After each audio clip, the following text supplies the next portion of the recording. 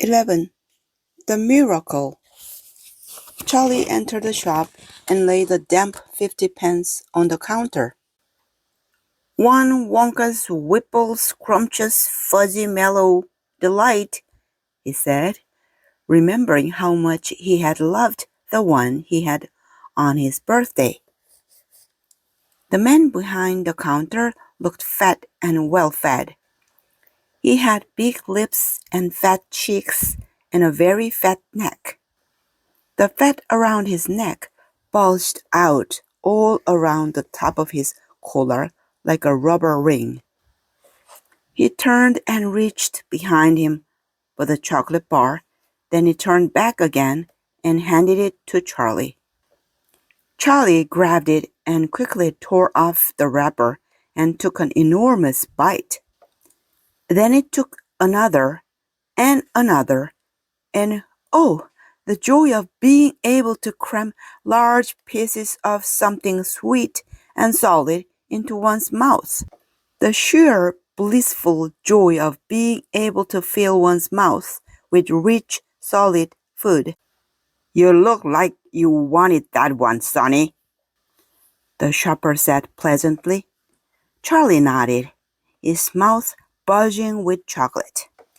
The shopkeeper put Charlie's change on the counter. "Take it easy," he said. "It'll give you a tummy ache if you swallow it like that without chewing." Charlie went on wolfing the chocolate. He couldn't stop, and in less than half a minute, the whole thing had disappeared down his throat. He was quite out of breath, but he felt marvelously, extraordinarily happy. He reached out a hand to take the change.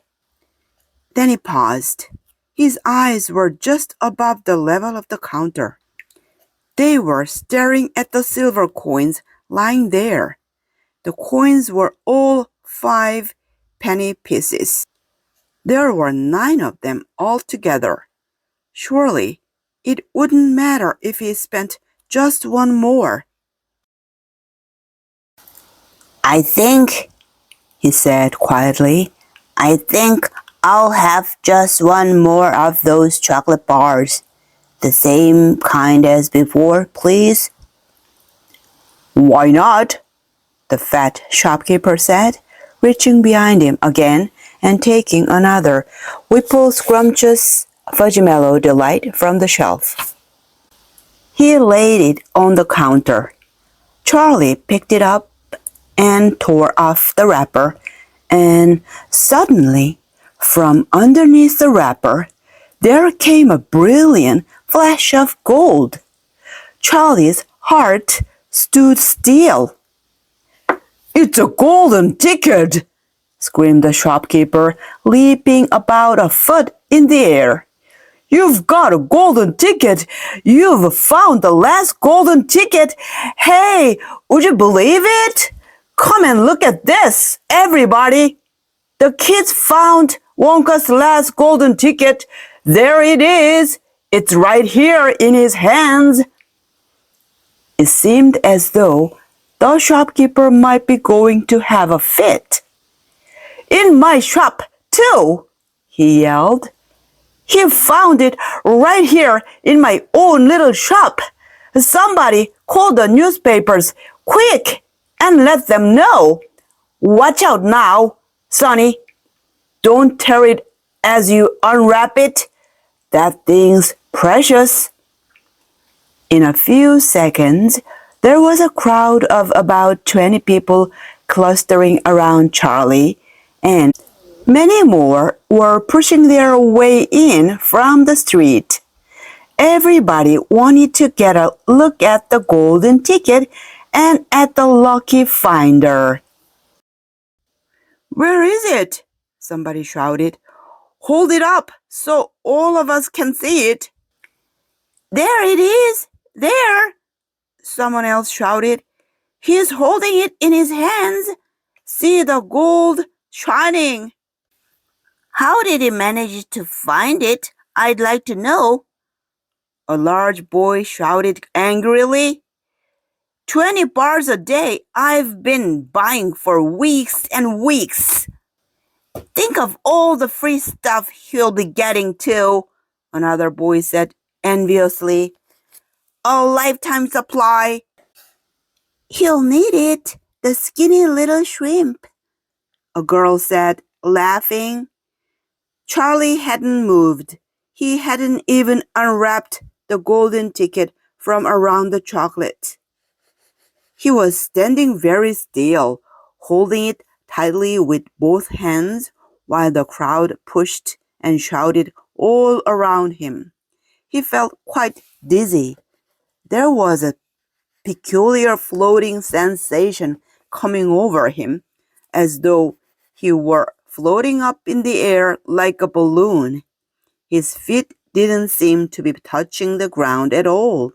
He could hear his heart thumping away loudly somewhere in his throat. At that point, he became aware of a hand resting lightly on his shoulder, and when he looked up, he saw a tall man standing over him. Listen, the man whispered, I'll buy it from you. I'll give you 50 pounds. How about it, eh? And I'll give you a new bicycle as well, okay? Are you crazy? Shouted a woman who was standing equally close. Why, I'd give him 200 pounds for that ticket. You want to sell the ticket for 200 pounds, young man? That's quite enough of that, the fat shopkeeper shouted, pushing his way through the crowd and taking Charlie firmly by the arm. Leave the kid alone, will you? Make way there. Let him out. And to Charlie, as he led him to the door, he whispered, Don't you let anybody have it. Take it straight home, quickly, before you lose it. Run all the way and don't stop till you get there. You understand? Charlie nodded. You know something? The fat shopkeeper said, pausing a moment and smiling at Charlie. I have a feeling you needed a break like this. I'm awfully glad you got it. Good luck to you, Sonny. Thank you, Charlie said, and off he went, running through the snow as fast as his legs would go. And as he flew past Mr. Willy Wonka's factory, he turned and waved at it and sang out, I'll be seeing you. I'll be seeing you soon. And 5 minutes later, he arrived at his own home.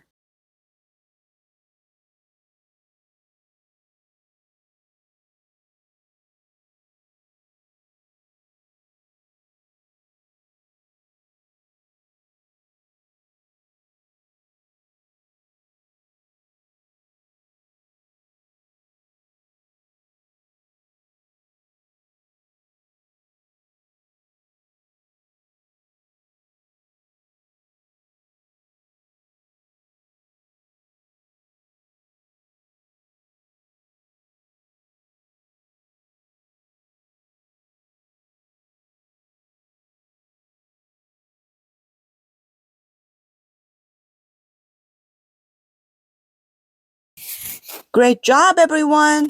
Thanks for watching. See you next time.